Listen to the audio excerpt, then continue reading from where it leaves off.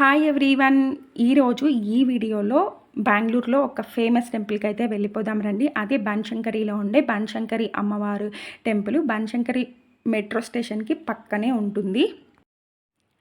Before lockdown అమ్మవారి దగ్గరికి 9 వారాలు అయితే వచ్చాము. తర్వాత ఎన్నిసార్లు రావాలనుకున్నా అయితే కుదరలేదనమాట. ఇప్పటికైతే కుదిరింది. ఫస్ట్ టెంపుల్లోకి వెళ్ళగానే నవగ్రహాలు అయితే ఉంటాయి. టెంపుల్ అయితే అప్పటికి ఇప్పుడైతే చాలా చేంజెస్ అయిపోయి కొన్ని ధ్వజస్తంభం కానీ, తులసి కోట కానీ ఇలాంటివన్నీ కొత్తవి పెట్టారు. చాలా అంటే చాలా మెయింటెనెన్స్ చేస్తున్నారు. అప్పుడైతే అసలు క్లీన్‌గానే ఉండేది కాదనమాట.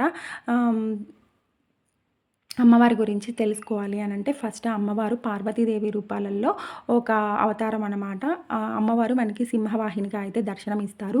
ఇక్కడ మనమైతే రావుకాలని చాలా చెడ్డగా చూస్తాము. కానీ ఇక్కడ మాత్రం అమ్మవారికి రావుకాలంలో చేసే పూజలైతే చాలా ప్రత్యేకత అనమాట. మనం కూడా ఏదైనా ఒక కోరిక కోరుకొని 9 వారాలు కానీ, 5 వారాలు కానీ, 11 వారాలు కానీ ఇలా నిమ్మకాయ దీపాలలో అయితే పెడతారు. అది ఎవరిష్టం వాళ్ళది. ఫస్ట్ డే ఒక్క దీపంతో అయితే స్టార్ట్ చేస్తారు. అలా 11 వీక్స్ 11 దీపాలు కానీ, 9 వీక్స్ అయితే 9 దీపాలు కానీ అలా అయితే పెడతారనమాట.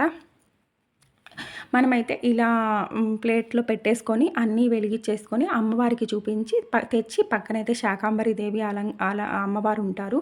అక్కడ ఎదురుగా మనకి నిమ్మకాయ దీపాలు పెట్టడానికైతే ఉంటుంది. అక్కడైతే పెట్టేస్తారు.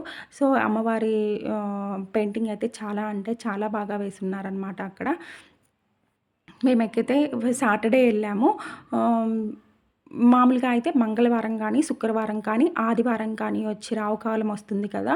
అప్పుడైతే వెళ్ళైతే దీపాలైతే పెడతారనమాట.